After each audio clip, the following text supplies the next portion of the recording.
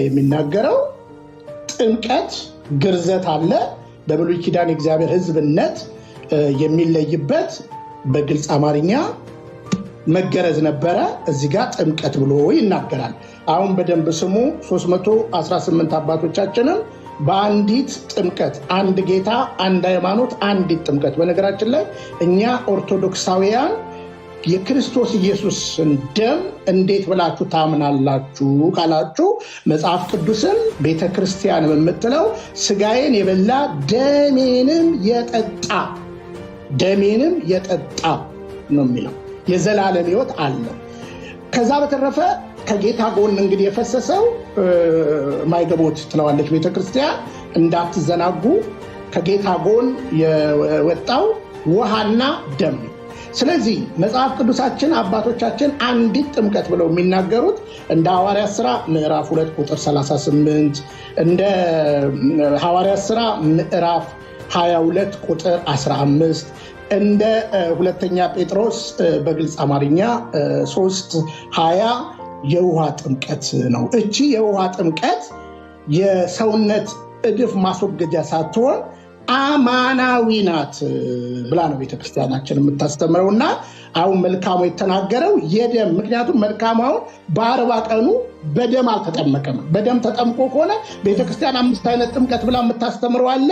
የደም ተጠምቆ ከሆነ ዲሬክት ላይ ያሳየን ቢኒ አልገባኝም።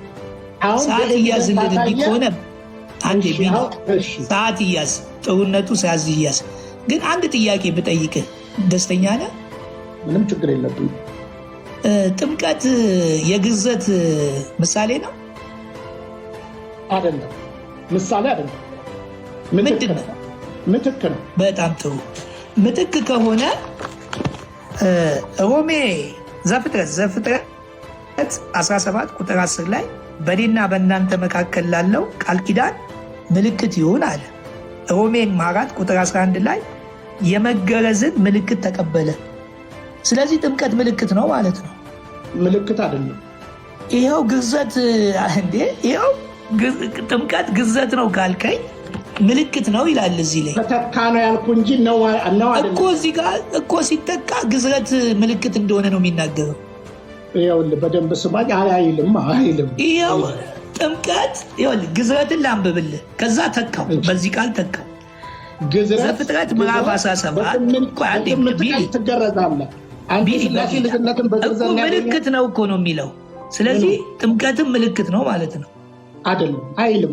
ይኸው ላንብብልሽ፣ ተካው። እኔ ላንብበውና ቃሉን አንተ እዛ ውስጥ ተካው። አንዴ ዘፍጥረት ምዕራፍ 17 ቁጥር 10 ላይ ምን ይላል? በእኔና በእናንተ መካከል መገረዝ በእኔና በእናንተ መካከል ላለው ቃል ኪዳን ምልክት ይሁን አለ። እንደዚሁም ሮሜ 4 ቁጥር 11 ላይ የመገረዝን ምልክት ተቀበሉ።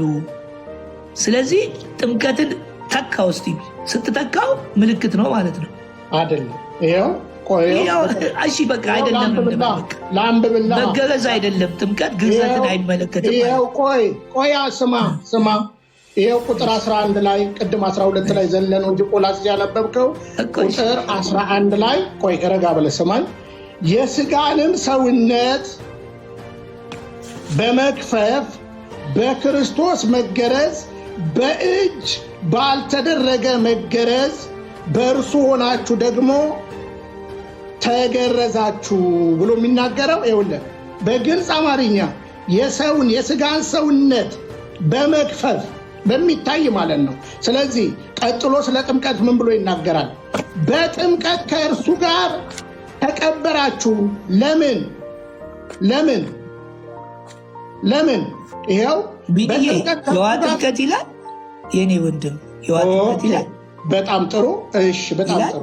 የውሃ ጥምቀት ይላል ወይ ነው አይደለ እያልከኝ ያለው? አሁን እዚህ ጋር ይላል ወይ? እሺ፣ የደም ጥምቀት ይላል እዚህ ጋር። ደም ካልፈሰሰ ስርየት የለም ስለሚል ነው። ስርየት የምናገኘው በደም ስለሆነ፣ እሺ፣ ስርየት በውሃ እናገኝ። ውሃ በማፍሰስ ስርየት ይኸው እንግዲህ ይኸው ቃሉን እናንብብ። በጥምቀት ከእርሱ ጋር ተቀብራችሁ በጥምቀት ደግሞ ከሙታን ይላል። አሁን ውሃ አለ እዚህ ውስጥ፣ ደም አለ እዚህ ጋር። እኔ እኮ መሞቱን ነው የነገርኩህ እኮ። ጥምቀት ደም መፍሰስ አይደለም መቀበር ነው። በጣም ጥሩ። እሺ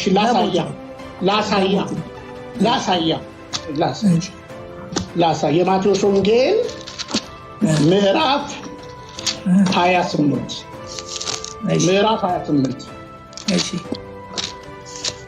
ምዕራፍ 28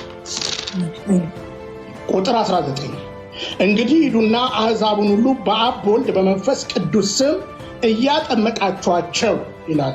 ይሄ ጥምቀት የመጠመቅ ነው እኮ። ይሄ እኮ የኃጢአት ስርየት ያስገኛል ወይ ጥምቀት ያድናል አይደለም የሚለው እያጠመቃችኋቸው ይላል። ይሄ ጌታ ትእዛዝ ነው።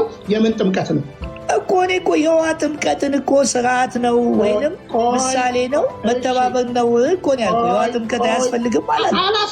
ለኃጢአት ስርየት አይሆንም፣ ለድህነት አይሆንም ነው። እኔ አሁን ቃሉን ያመጣውልህ አሁን ላመጣልህ ነው። በደንብ ስማኝ። እንግዲህ ሂዱና አሕዛብን ሁሉ በአብ በወልድ በመንፈስ ቅዱስ ስም እያጠመቃችኋቸው ያዘዝኳችሁንም ትእዛዝ እንዲጠብቁ እያስተማራችኋቸው ደቀ መዛሙርት ያድርጓቸው። ይሄ ጥምቀት የምን ጥምቀት ነው እኮ? የውሃ ጥምቀት እኮ ነው። በጣም ጥሩ። አሁንም አንድ ሌላ ጥቅስ ልጨምር። አረጋ በልና ስማኝ እኮ። ይሄ ጥምቀት ኃጢአት ያሰራያል ነው የሚልህ? አዎ፣ ቆይ ልመጣ ነው። ደቀ መዝሙር እንድትሆን የክርስቶስ ተከታይ እንድትሆን አረቢን አንተ መጽሐፍ ቅዱስ ስታነብ ኖራ አድገህ እንዲህ ወንድሜ። የሐዋርያት ሥራ ምዕራፍ 2 ንስሐ ግቡ ኃጢአታችሁም ይሰረይ ዘንድ እያንዳንዳችሁ በኢየሱስ ክርስቶስ ስም ተጠመቁ። ይሄ ጥምቀት የምን ጥምቀት ነው እኮ? ንስሐ ግቡ እኮ ነው ያለው። ይሄ ጥምቀት እኮ ያመነ ሰው ኃጢአቱ ሲሰረይለት ይጠመቃል። ኃጢአታችሁ ንስሐ ሰው የሚገባው ለምንድን ነው? ንስሐ ሰው የሚገባው ለምንድን ነው? ነጠላ ሰረዝ ነው። ንስሐ የሚገቡት ለምንድን ነው? ኃጢአታችሁም ይሰረይ ዘንድ እያንዳንዳችሁ በኢየሱስ ክርስቶስ ስም ተጠመቁ። ይህ ጥምቀት የምን ጥምቀት ነው? አሁን በመጀመሪያ ልጠይቅህ፣ ንስሐ ግቡ አለ። ንስሐ ሰው ለምንድን ነው የሚገባው? ንስሐ የሚገባው ኃጢአተኛ ስለሆነ ነው እኮ።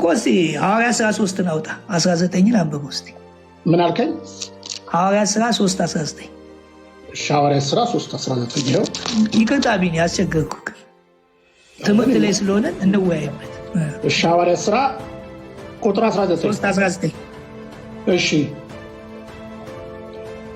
እንግዲህ ከጌታ ፊት የመጽናናት ዘመን እንዲመጣላችሁ አስቀድሞም ለእናንተ የተመረጠውን ኢየሱስ ክርስቶስን እንዲልክላችሁ ኃጢአታችሁ ይደመሰስ ዘንድ ንስሐ ግቡ፣ ተመለሱ። ንስሐ የሚገቡት ለምንድን ነው? ኃጢአታችሁ ይደመሰስ ዘንድ። ስለዚህ እዛ ጋር ንስሐ ግቡ ያላቸው ለምንድን ነው? ንስሐ ግቡ ያላቸው በጣም ጥሩ።